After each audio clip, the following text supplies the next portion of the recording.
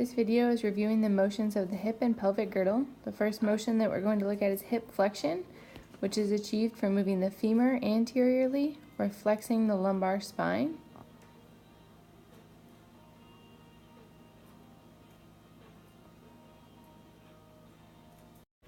Flexion occurs in the sagittal plane with a frontal axis. The next motion we're going to look at is hip extension, which is achieved by moving the femur posteriorly or extending the lumbar spine.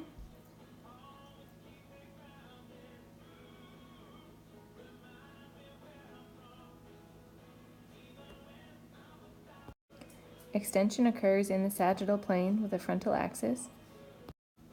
Hip abduction and adduction occur together. So hip abduction is moving the leg laterally away from the midline of the body, and adduction is moving back towards the midline or crossing the midline. Abduction and adduction occur in the frontal plane with the sagittal axis. Hip internal and external rotation occur by rotating the foot and the leg inwards or outwards, and can occur with the leg straight or with the knee at 90 degrees of flexion. Internal and external rotation occur in the transverse plane with a vertical axis. Horizontal abduction and adduction occur with the hip flexed and then move towards and away from the midline of the body. Horizontal ab and adduction occur in the transverse plane with a vertical axis. Similar to the shoulder girdle we saw with the shoulder joint, we also have a pelvic girdle that's affiliated with the motions of the hip. We have three motions here: anterior rotation, posterior rotation, and lateral tilt. Anterior rotation occurs when the ASIS or the front of the ilium move forward.